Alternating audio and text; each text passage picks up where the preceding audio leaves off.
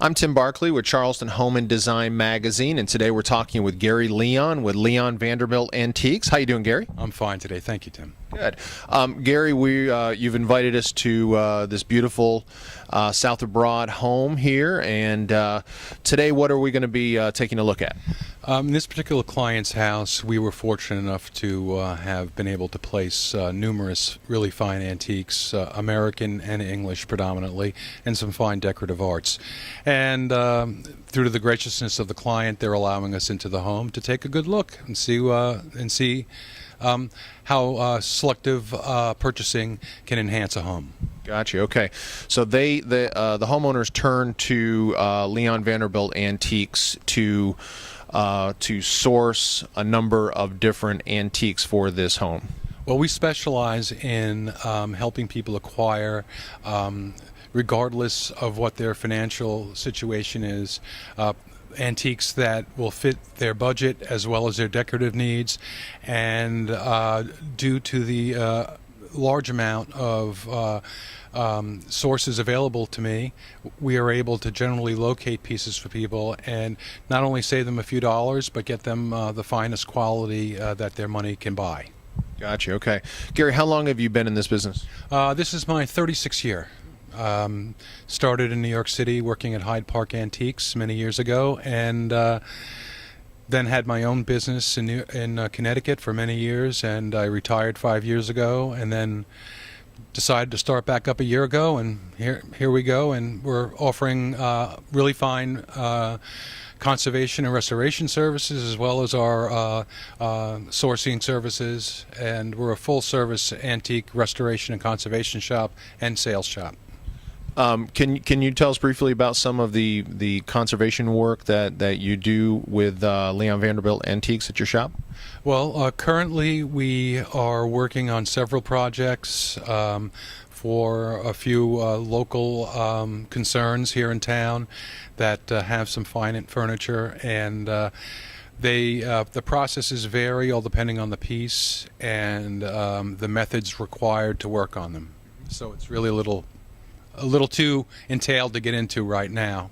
There's some certain techniques that you utilize at Leon Vanderbilt Antiques that are pretty unique, and not a lot of other people are able to do that kind of thing. Right. We specialize in French polishing. I'm also an expert in working with Japan colors, which are the colors that are based in, for example, on a chinoiserie screen. We're able to repair coromandel, which most places here probably don't locally do, and we do fine inlay work and traditional cabinetry. So when we repair a drawer, if we have to repair the dovetails on it, we do it all by hand. Great. Okay. Well, let's head on in and take a look at some of these beautiful antiques that you have helped these homeowners find. Thanks. Okay, Gary, tell us about this piece. This is a English Hepplewhite chest on chest made around 1790, and the reason the client wanted to choose a piece like this because they wanted to keep an openness to the house, so they wouldn't need multiple chests of drawers in the bedroom. And as you can see, it's a great storage piece. Unfortunately, this piece had severe water damage done to it, some buckling of veneers. It is a beautiful mahogany veneer with boxwood and rosewood inlays, and we had to make all those necessary repairs along with some minor structural repairs. Also, the drawer runners needed to be worked properly because obviously there's a lot of furniture, a lot of clothing in this piece of furniture, and as you can see, everything works really easily, and the client is really pleased with this. And also, what was really important about this was we washed this piece down with denatured alcohol as not to damage and remove the original patina on the piece and change the color. If this piece were to be stripped, the color would have been changed. This is an early, warm, mellow look to a piece, and you don't want to lose that. It's really important. Gotcha. Okay, great. There's a couple other pieces here in the room as well, right? Yeah, there's we found this little Sheraton bachelor's chest that had beautiful inlay on it of shells on the lower skirt, and the client chose to use this as a bedside piece, and it really worked fabulously. And it's very unusual because it is a little bow front, and it does have a very nice brush slide. So it really complements the larger piece here, because if you notice the larger piece, the chest on chest has beautiful French feet on it, and so does the little chest. It has beautiful splayed French feet as well. Okay, great. Okay, Gary, what's the significance of this table here?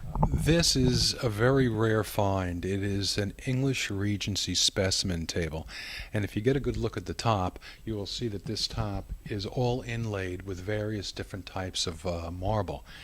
They very rarely come up in the public arena. I've seen very few of them. And this one was in excellent condition. All we needed to do was clean the finish on the base, on the four splay legs and the turned shaft. And it worked perfectly for this client and to suit their needs. And I was fortunate when I saw this piece that I brought this to the client attention, and they really were interested in the table from the beginning. So I went out and purchased it for them. And how old do you think this is? This is about 1805, English Regency. Gotcha. Okay. You mentioned that there was another piece in here. That's an American fireplace fender with a padded leather top. They kind of wanted one to give it a more cozier country feel, and that was made around 1850 to 1860, and it's all solid brass. I can imagine the family huddled around that fire at night. It's a pretty cool thing, and what it also affects is what they were looking for is to be able to see the fire when they're sitting away from it and not sitting and utilizing the actual bench itself, because you can actually sit there and use it. Right, that makes sense.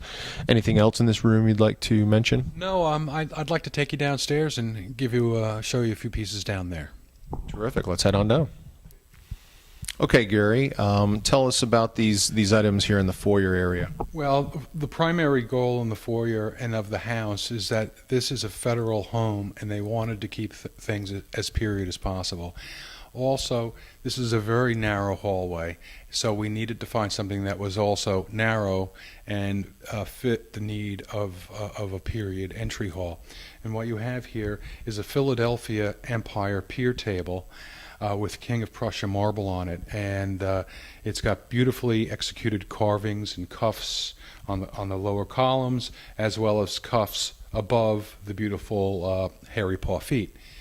On top of the pier table are a pair of neoclassical candlesticks, which are also of the period, and on the wall is a period American girandole mirror, which is in its original form.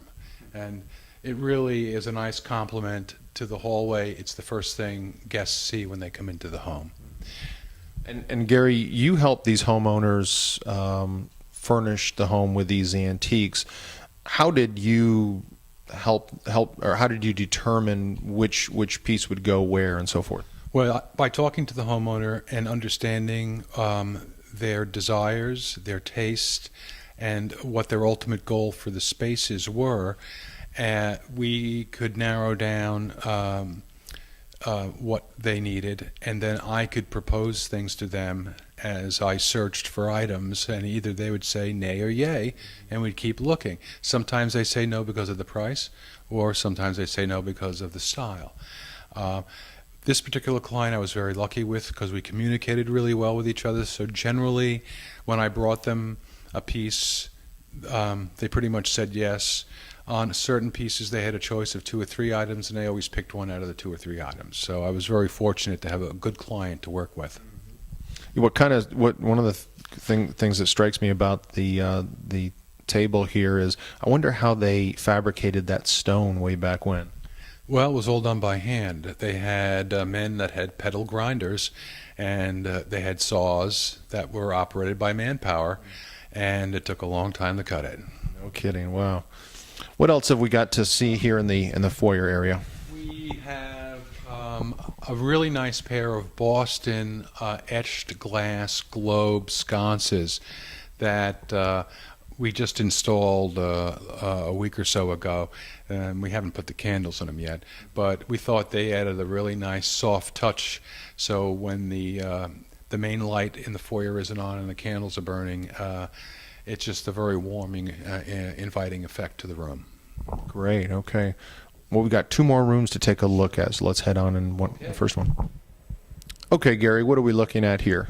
We're in the dining room, and as we moved along in the dining room, we have a traditional sideboard in the room and a dining table, but we were missing one other side table, and we were looking for something that had some interest.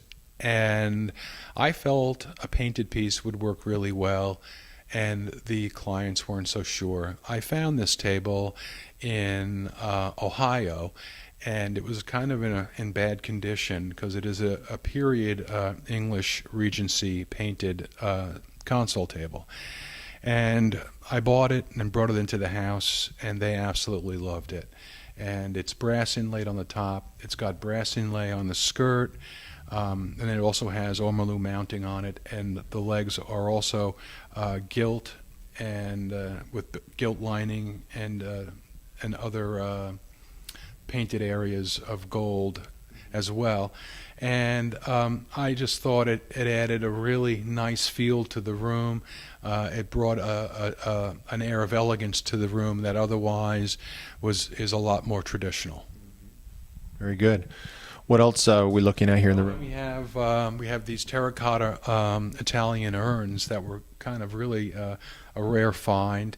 That find 2 pair that are initially intact and in excellent condition, and they're about 150 years old. So, and terracotta is very brittle; it can break, and to have been transported here and to be in excellent condition like this was a really nice compliment to the dining room.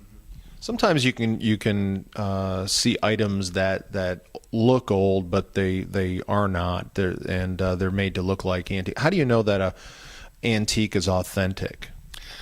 They're all depending on the medium that you're looking at. If it's wood, you can generally tell the age by the type of wood that was used. There are regional areas that use specific kinds of wood. And I use a smell test generally. I can open a chest of drawers and I can smell it and I can tell. Aside from construction techniques and certain age to the wood, which only Mother Nature can provide. Gotcha. Okay. What else did you provide here in this room? We have this really nice dining table. This is a English Regency dining table made of really wonderful Honduran mahogany, and we were able to restore this table and maintain this wonderful honey mahogany hue to it, which I really love this color. And the table has been completely French polished, and it was the right scale and size for the room, and it's not a demonstrative table at all. And so we were really fortunate to find this, and I found this in Connecticut for the clients. And on the table also are a pair of Greek Revival candelabra. They're in a neoclassical form, and they were a recent addition to the house, and I just think it helps finish off the room really nicely around the table. And then lastly, we have the sideboard that I think we want to move over to it a little closer so I can show it to you. Yeah, let's do that. And lastly, we have an American Hepplewhite sideboard. It's a Boston model made around 1805. It could have been made just prior to the turn of the century. But some of the lovely things about it are it has this wonderful, rich, veneered facings on the drawers and the doors. It has beautiful boxwood string inlay. The two top center drawers have a different color mahogany, and it is surrounded by a beautiful check inlay. And as well on the bottle drawers, it has the check inlay as well, and it also has an ebony and boxwood banding around it. It's just really a very nice, clean line American piece, and it also the size is not too large because again we had a scale situation for the room. And this was probably my happiest moment to get this piece for them, because a piece of this nature, I bought this in Boston. If I were to have bought it here, it probably would have made it a little prohibitive for the client. And all the drawers and everything are functioning. Can you maybe pull out one of the drawers for us? Absolutely. Actually, that is really one center drawer, and obviously the client is storing their silver in it where it should be. How do the can you pull out one of the side doors? Those are interesting. Sure. Or drawers, excuse me, I'm sorry. Yep. Yeah, these are kerfed doors, which means they are like a demi-lune shape, and they're solid core breadboard doors that are veneered on the outside, and the secondary wood is poplar. And that's fairly traditional on a New England piece. It's interesting to have that radius. I'm sure that was very challenging for them to create it way back when. And it's also challenging for us to repair them when they're cracked. And that's a very common thing, is that when you veneer over wood, over time it does tend to crack because the veneer is going in a different direction from the wood. And on this piece we were fortunate to only have some minor cracking, which hopefully, if I did my job well, won't happen for a long, long time. Can you pull out the top drawer also? Yeah, and also these drawers are also lined with something called Pacific cloth. So when clients use them to store their silver, they just lay a silver blanket over them, and it helps protect their silver. But again, you can see the angle of this drawer. This is one solid board that was shaped. You know, today you'd never find a piece made like this because I wouldn't waste all that wood, because you start off with a piece that's 12 inches wide to make that radius, and it's not cost effective, you know, and that's some of the fine things. Plus the really fine workmanship on the side of the drawer, the dovetailing, and the construction technique is excellent on this piece. Great. Okay, we got one more room to go. Okay, Gary, what are we looking at here? Well, we're in the living room, and one of the functions of the living room was to keep it open and airy, yet have the functional pieces to balance the room. And I was very fortunate to find this table in Connecticut. A dealer friend of mine had brought it to my attention, and I purchased it from him. And this is an American New York Duncan Phyfe breakfast table. It's an exceptional table with gilt carving on ebonized animal feet. It's got beautiful turnings, 4 turnings as support, and this example is readily available in any book on good Duncan Phyfe furniture. Who was Duncan Phyfe, and why is that significant? Duncan Phyfe was a preeminent Federalist cabinet maker in New York City, and became very well known for making fashionable furniture in the early 1800s. And how would someone know that this is a Duncan Phyfe piece? He had very unique style techniques. For example, the feet on this piece were elongated legs so you could show off the carving. They gilt the carving on this particular piece to enhance it. And the style of carving on the supports of the table indicate that this is workmanship from his workshop. Also, the dovetailing techniques and the construction techniques underneath the table and in the drawers are very much akin to his furniture.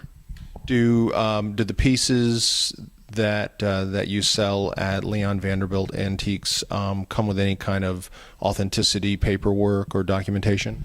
Some pieces do, if I'm fortunate enough. On pieces like this, I do have documentation. On others, they have to rely on my expertise and my education. And the last thing I want to do is sell somebody something that isn't what it's supposed to be, because people buy furniture because they like it and it fits their budget. There's no reason to give somebody a story about something if it isn't true. Great. Okay, we're going to shift over here and Just get this out of the way. okay, Gary, what are we looking at here? This was, again, another unusual find because we had a limited space here on this wall between the two windows and a very shallow area to walk through. So I needed to find a piece that was shallow, and I was fortunate enough to find this Boston card table with a beautiful lyre-based support, and it really and the softness of the shape to it, which is known as it's a D-shaped card table, and it really worked out wonderfully for the client. Are all of these items functional, or is it like living in a museum when you buy pieces from Leon Vanderbilt Antiques? Everything is functional. Everything should be used and should be enjoyed. Great. Okay.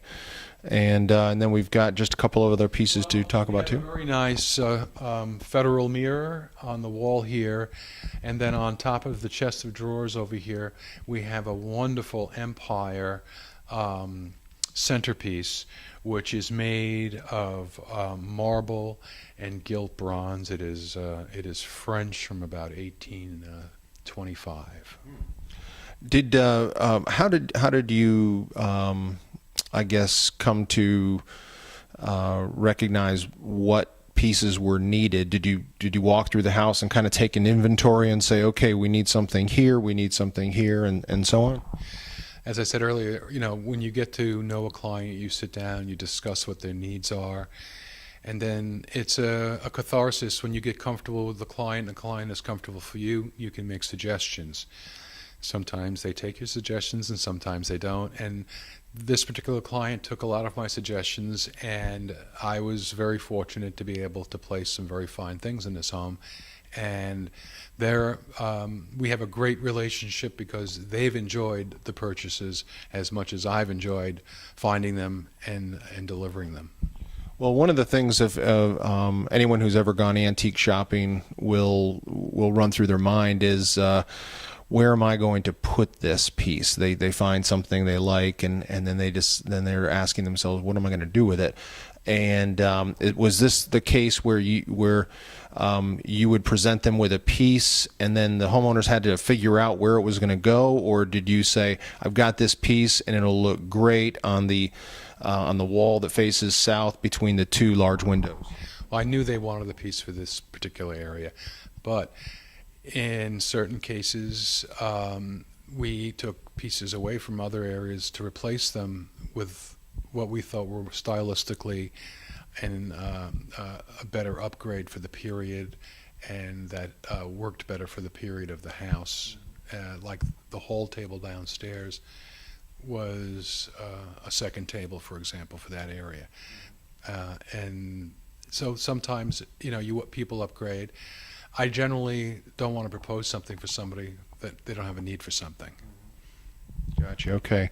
Anything else in the room you'd like to point out? Well, there are a couple of, there's a very nice rosewood Regency game table over here with a really great pair of Regency side chairs to go along with it. And it's an absolutely stunning example of the English Regency period. It's all rosewood. It's inlaid beautifully with boxwood. The top is rosewood and satinwood inlay. The legs are inlaid with a fleur-de-lis pattern of boxwood and string inlay. It has its original knobs, its original ivory keylets. It's just really a great example. The biggest problem with this table is it just needed a good cleaning. And I bought this table for the client on Long Island. The chairs, I was fortunate enough, I bought the chairs in Boston. And so things have a way of pulling together. Yeah, and you can just imagine no televisions might have some books and games to pass the time, and so a game table like that, I'm sure, was very popular. And this was, and if you let me step away here for a second, I'm gonna show you one thing.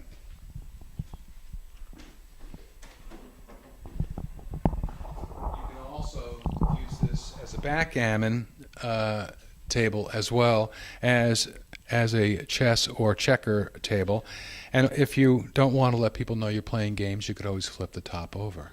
Very clever. You can also see the fineness of the inlay, also the inlay on the edges, and the fine inlay on the top. It's a magnificent piece. And the backgammon inset is all leather, which is really kind of cool. Okay, Gary, tell us about this final piece. This final piece is we wanted to finish balancing off the room on either side of the sofa, and you have the Duncan Fife table on the other side. I was looking for something soft and small, and I was fortunate enough to come across this very diminutive Meeks drum table, and the client fell in love with it right away. We did some minor work to it. It even has a small drawer, and it has a wonderful vassal form base to it. So it kind of changed up the design a little, and it is a little later than some of the other things in the room. This table's about 1840, 1845. But again, it did have a little bit of a pedigree, which kind of enhanced the owner, besides the shape and the stylization of the piece. So it really worked well in the room. Well, Gary, this has been a very, very interesting tour of this beautiful South of Broad home here in downtown Charleston, and want to thank you for allowing us access into this home. And can you tell everyone how they can get in touch with Leon Vanderbilt Antiques? Absolutely, and I also want to thank, first of all, the clients for allowing us in. And they can reach me at 1437 King Street. Our phone number is 577-0520, or at our website at leonvanderbiltantiques.com. Okay, great. Well, we've been talking with Gary Leon with Leon Vanderbilt Antiques. Thank you, Gary. Thank you, Tim.